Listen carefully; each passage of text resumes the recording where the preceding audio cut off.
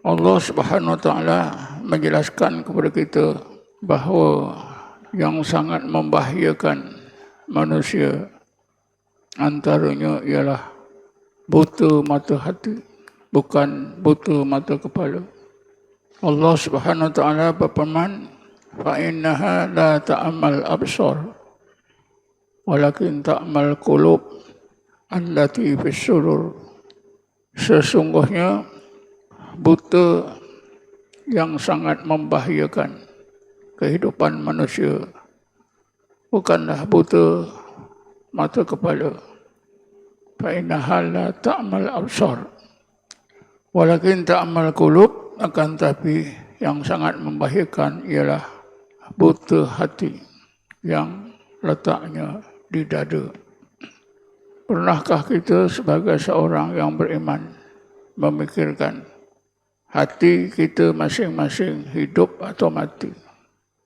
Kalau kita buat bancian, rata-rata umat Islam di akhir zaman ini tidak pernah memikirkan hati mereka buta ataupun celik. Termasuklah kita yang hadir pada hari ini untuk menaikkan solat jemaat. Kalau ada, sangat beruntung. Sesiapa yang ada memikirkan hatiku ini buta atau celik, hidup atau mati, sangat beruntung.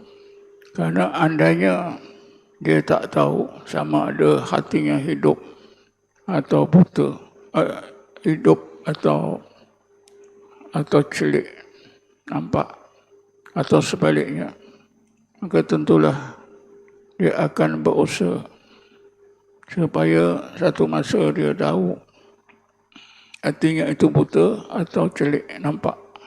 Mata hatinya itu buta atau celik, nampak rahsia-rahsia Allah Subhanahu wa taala. Sebab itulah Rasulullah menggambarkan bahawa orang-orang yang hatinya mati sepertilah orang yang mati. Orang sebaliknya, orang-orang yang hatinya hidup sepertilah juga orang hidup. Rasulullah memberi panduan kepada kita perbezaan yang sangat jauh antara orang yang hatinya hidup dengan orang yang hatinya mati. Sama persis seperti orang yang hidup dengan orang yang mati. Kalau orang yang mati tidak boleh bercakap, tidak boleh bergerak, maka itulah hati yang mati. Hati yang buta, tak dapat digunakan. Dan individunya pun tak tahu keadaan hidup yang sebenar, baik atau buruk, tidak tahu. Mereka hidup ikut apa yang dikehendaki oleh nafsunya, apa yang dikehendaki oleh fikirannya. Tentunya orang-orang yang bukan Islam, orang-orang kafir, hati mereka hati yang buta. Tetapi bukanlah semua orang yang beriman hatinya nampak celik. Ramai juga di kalangan orang-orang beriman yang mata hatinya buta. Sebab itulah Allah Subhanahu wa taala bagi tahu kita tentang dua keadaan hati orang-orang yang beriman. Yang pertama, hidup bercahaya. Yang kedua, mati di dalam kegelapan. Bismillahirrahmanirrahim. Awaman kana mayitan fa ahyainahu wa ja'alna lahu nuran yamshi bihi fin nas kaman masaluhu fi dhulumat laisa bi kharijin minha. Adakah orang yang hatinya mati, lalu kami hidupkan? Sesudah kami hidupkan, kami jadikan dalam hati yang hidup itu nur, cahaya. Dengan cahaya tersebut, maka orang yang hatinya hidup bercahaya itu dapat menambah ilmu yang benar, dapat kebenaran yang sebenar daripada Allah, lalu diajarkan kepada orang lain. Yamshi bi finnas. Adakah orang seperti ini sama dengan orang lain yang hatinya tetap mati, berada dalam kegelapan yang tidak boleh keluar sama sekali daripada kegelapan tersebut? Tentunya jawapannya tidak boleh. Kalau hati dah mati dalam gelap, tentu hati tak boleh keluar daripada kegelapan. Bukan kerana orang tersebut semata-mata berada dalam kegelapan, hatinya mati dalam gelap. Tapi orang yang hatinya mati ini merasa hati dirinya hidup, bercahaya. Begitulah dalam kehidupan manusia. Orang-orang yang jahat biasanya dia tak sedar dia jahat. Dia rasa dia buat baik. Syaitan iblis juga buat jahat. Dia rasa dia tidak buat jahat. Kerana syaitan iblis bila buat kejahatan, dia merasa puas dalam hidupnya. Begitulah orang-orang yang hatinya mati, yang sentiasa tercebur dalam kejahatan. Dia merasa puas hidup begitu. Inilah yang dimaksudkan berada dalam kegelapan, tidak boleh keluar daripada kegelapan tersebut. Kegelapan yang berlapis-lapis, satu. Yang hanya Allah saja boleh menghidupkan hati tersebut, memberi cahaya. Jadi bila hati seseorang mukmin hidup bercahaya, barulah hati itu dapat digunakan dan memberi manfaat sebaik-baiknya. Seperti hati para nabi dan rasul, para awliya, para wali Allah, hati orang-orang yang alim, orang-orang yang sentiasa taat kepada Allah Subhanahu wa taala. Hati mereka hidup bercahaya. Maka manfaatnya bukan saja untuk dirinya. Allah sebutkan yamshi bi finnas. Kebaikan hati yang hidup bercahaya itu akan melimpah ke dalam masyarakatnya. Masyarakatnya juga dapat bimbingan cahaya hati orang tersebut.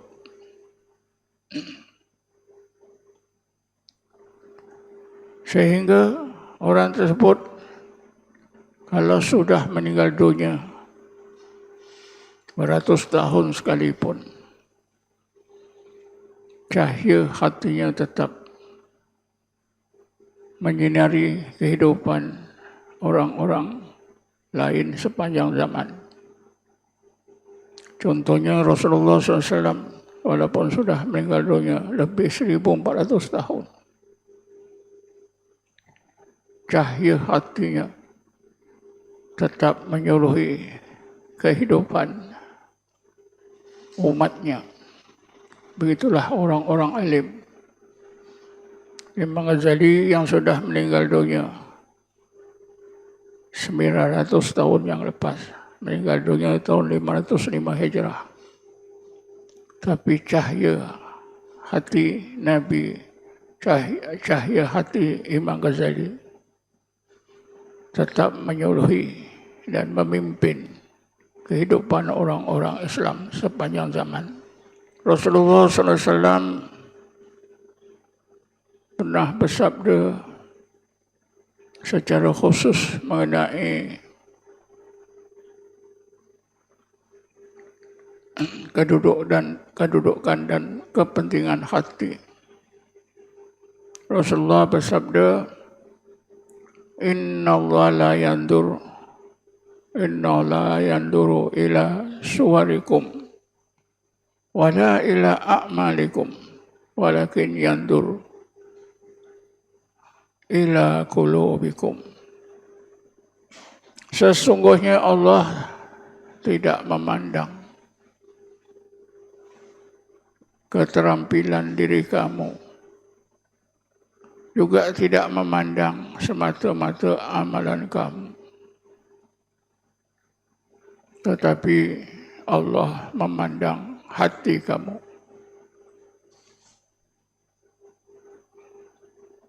Allah menggunakan hati untuk menilai amalan kita ketika kita hidup di dunia. Jadi Allah tidak semata-mata menilai amalan baik yang kita lakukan, tapi amalan yang kita lakukan dinilai oleh Allah melalui keadaan hati kita. Kalau hati kita mati, amalan kita banyak.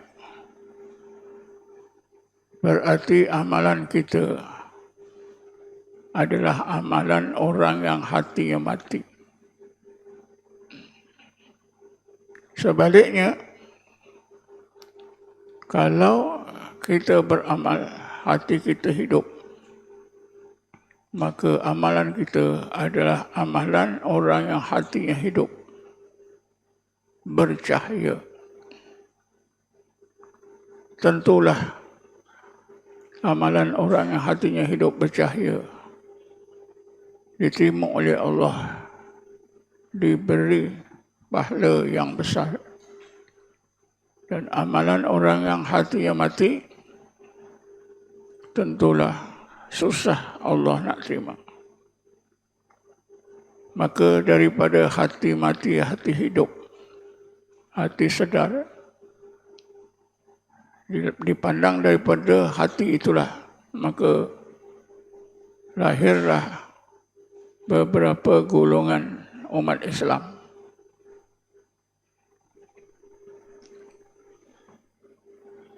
Golongan umat Islam yang di bawah sekali ialah golongan awam, golongan orang awam. Golongan orang awam adalah golongan orang yang hatinya mati. Bukan bermakna orang awam itu orang kampung, orang ramai yang pendidikannya tidak sempurna, hanya sekolah rendah atau tidak sekolah langsung. Tapi orang awam ialah orang yang hatinya mati, berada dalam kegelapan. Kerana itulah bila orang awam, golongan awam, beribadat macam mana banyaknya ibadat, Allah nilai menerusi keadaan hati yang mati. Maka tentulah amalan mereka susah diterima oleh Allah. Susah untuk diberi balasan yang baik. Mungkin sebaliknya amalan mereka ditolak oleh Allah. Golongan yang kedua ialah golongan salik. Golongan salik ini ialah golongan orang yang hatinya sudah hidup, sudah bercahaya, dihidupkan oleh Allah, diberi oleh Allah nur intibah. Keadaan hati ketika itu, ulama tasawuf mengiaskan, membandingkan seperti orang yang baru terjaga daripada tidur. Seorang yang baru terjaga daripada tidur, tentulah ingatannya, kesedarannya belum penuh. Itulah golongan salik. Tapi hati sudah hidup, berada dalam keadaan yaqadah, bangun, dan sudah ada nur intibah. Mata hati sudah nampak sebagian daripada apa yang boleh, apa yang tak boleh, apa yang haram, apa yang halal, apa yang wajib, apa yang sunat dan sebagainya. Karena itu mereka digelarkan salik. Karena zahir batinnya sudah sama-sama mentaati Allah. Zahirnya sudah berjalan taat kepada Allah, batinnya, hatinya juga sudah mula memandang Allah Subhanahu wa Ta'ala. Inilah golongan yang lebih baik daripada golongan awam. Yang lebih baik lagi ialah golongan khawas. Golongan khawas bukan saja hatinya telah dihidupkan, tapi Allah telah tingkatkan cahaya dalam hatinya. Allah tingkatkan daripada nur intibah kepada nur khudur ma'allah. Bila hati sudah diterangi oleh nur khudur, maka hati sudah asyik kepada Allah Subhanahu wa Ta'ala. Hati akan sentiasa memandang Allah. Tentunya golongan khawas apabila beribadat, ibadat mereka lebih baik berbanding dengan ibadat golongan salik, apatah lagi ibadat golongan awam. Dan akhir sekali Allah akan terang benerangkan cahaya hati mereka yang berada di tingkat khawas, sehingga cahaya khudur meningkat menjadi nur al-wisal, cahaya yang menyampaikan hati orang tersebut mengenal Allah Subhanahu wa Ta'ala, berjaya menjadi hamba Allah, diridai oleh Allah Subhanahu wa Ta'ala. Allah berfirman, ya ayyatuhan nafsul mutmainnah, irji'i ila rabbiki radiyatan mardiyah, fadkhuli fi ibadi, fadkhuli jannati. Ayat 27 hingga 30 suratul Fajr. Wahai jiwa, wahai hati, wahai roh yang mutmainnah,